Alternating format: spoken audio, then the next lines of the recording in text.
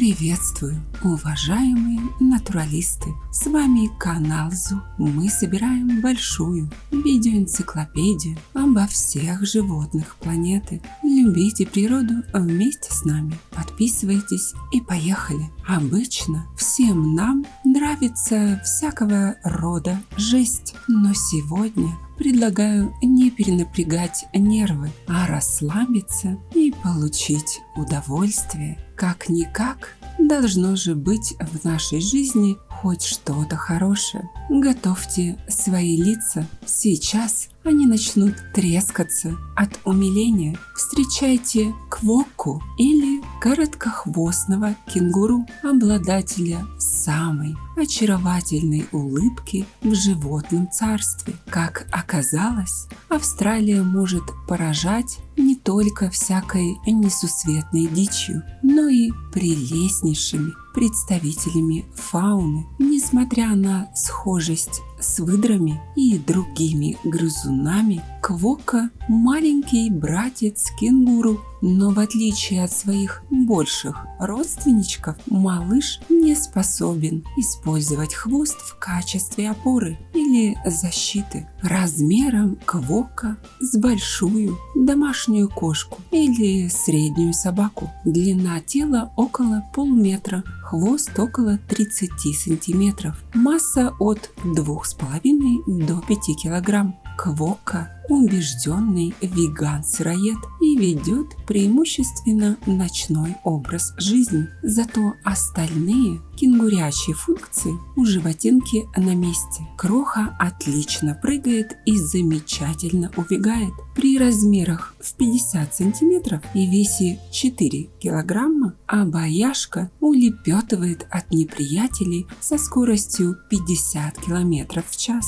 Навалять несчастному улыбатору хотят многие. Все как в нашей с вами жизни. Квокка беззащитна перед хищниками и поэтому сохранилась на небольших островах, где отсутствуют лисы и кошки. Живут симпатяги большими группами, до 50 особей. Возглавляет эту мимимишную банду альфа-самец. Квокки – убежденные пацифисты, поэтому драк за лидерство в стае практически не случается. Стареющий самец, осознав собственную слабость, сам передает бразды правления более сильному претенденту. Поучиться бы у квок кое-кому. Доминантность самца определяется не по милой мордочке, как вы могли бы подумать, а по размерам особи. Чем больше самец, тем выше его шанс возглавить группировочку улыбаторов. Но прославилась животинка отнюдь не миролюбивыми наклонностями. Эта мини-версия кенгуру стала известной благодаря своей фирменной улыбке. Кажется, что несмотря на все сложности жизни на перевернутом континенте, зверек не теряет силу духа и готов дарить лучи радости всем вокруг.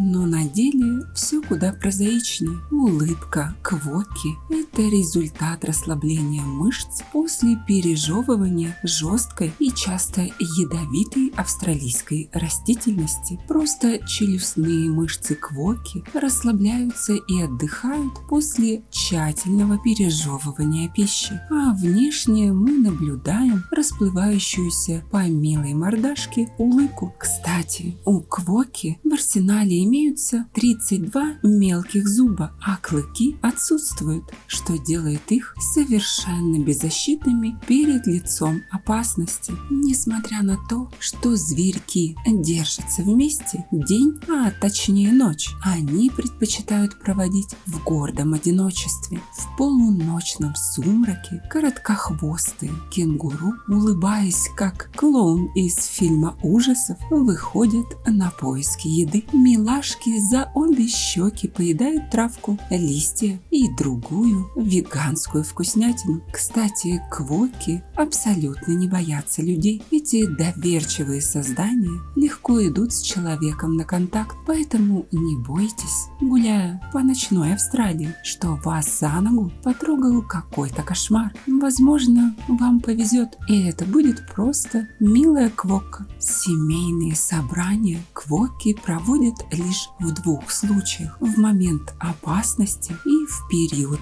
размножения. С первым все понятно без особых разъяснений, а вот второе заслуживает нашего внимания. Брачный сезон длится с января по март. Отцом большинства малышей становится альфа-самец, остальные довольствуются чем придется. Самец и самка образуют пару только на один сезон спаривания. Сразу после рождения малыша самец покидает семью. Благодаря благоприятным климатическим условиям период спаривания квоки не зависит от месяца или времени года, так что забеременеть самка может в совершенно любой период. Но, как и у большинства сумчатых, интересен не сам интимный процесс, а его следствие. После акта любви рождается один детеныш, но в случае его гибели развивается другой эмбрион без повторного спаривания. Запасной эмбрион дремлет в организме матери, и если сидящий в сумке детеныш благополучно развивается, дублер рождается в свой срок после того, как предыдущий освободит сумку. Если все прошло успешно, то спустя месяц появляется нечто напоминающее существо. Оно, следуя инстинктам, крадется в родительскую сумку, где его ожидают с хлебом и солью, а точнее с молоком и мамкиной любовью. Еще пару месяцев детеныш будет дозревать в брюшке самки. Новорожденные квоки мало походят на полноценных детенышей. Малыши появляются на свет размером с горошину, которая проживет на этом свете еще добрый десяток лет. Однако даже гениальный эволюционный ход